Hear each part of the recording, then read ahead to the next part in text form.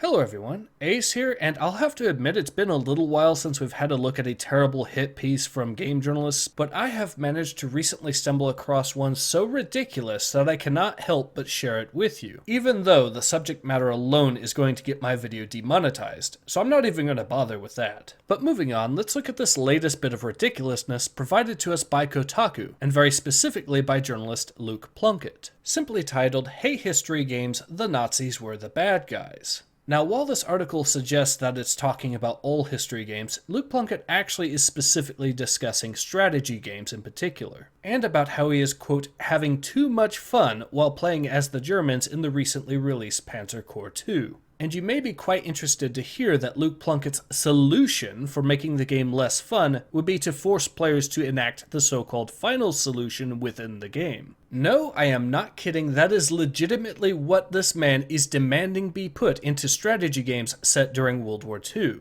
We have actually come to the point where there is a game journalist out there who is so woke that he wants gamers to unironically gas the Jews. It boggles my mind that this person actually thinks this is a good idea. And there are so many ways that I can explain to you why this idea will not work within the context of your typical strategy game. But the punchline is that Luke Plunkett himself is so utterly inept at writing that he actually provides a fantastic argument against his own article within the article. As on the 5th paragraph, he starts with, and I quote, "I shouldn't need to, and so won't get into just why the Nazis were so bad. But suffice to say, the least we should be expecting from developers allowing us to play as them is a little introspection." Now here is why this one sentence completely undermines the entire point of the article. He heavily implies with this line that the atrocities committed by the National Socialists are so widely well known and so commonly understood that it is simply unnecessary and unproductive for him to explain it here. But here's the thing, if it's unnecessary for a journalist, someone whose very job it is to inform the public, to actually explain what the Nazis did, then why should it be viewed as necessary for a game developer to cover the Holocaust in their game? Especially given the fact that it's not necessarily the job of a game developer to inform the public, and doing so would be at their own personal discretion.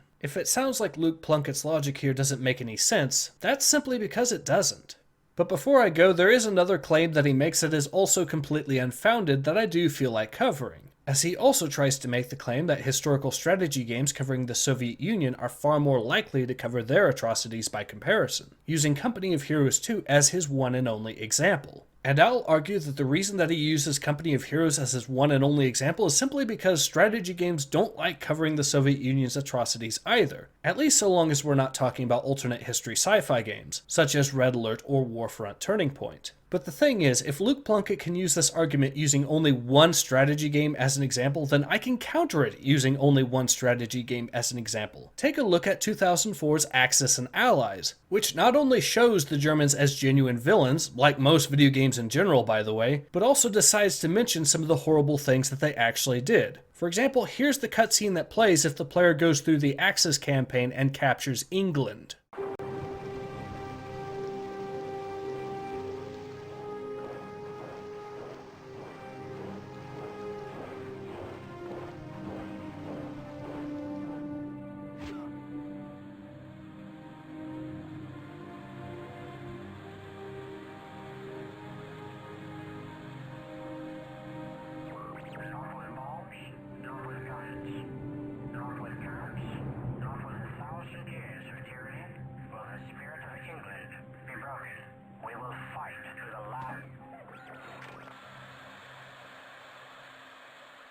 So not only is Luke Plunkett an absolute hypocrite for not talking about why the Nazis were so bad in his article, while complaining about game developers not talking about why the Nazis were so bad in their video games, but he is also demonstrably wrong in his claim that strategy games that cover the Soviet Union are far more likely to show their atrocities by comparison. And for those of you who wish to complain about the fact that I'm referencing a game from 2004 as my counterargument, well, he himself specifically references games before that in his own article. So mentioning Axis and Allies is completely valid and legitimate here. I could keep going on about this article, but I think I've actually said enough by this point. I'll just say that it's articles like this that are the reason why Kotaku has been going down the drain for years. And frankly, I'm surprised that the company has held on at this point alone. And while I don't want to see game journalism completely disappear from the face of the earth, I do, however, believe it is absolutely essential for that part of the industry to be largely reformed, and the sooner the better. But in any case, this has been Ace.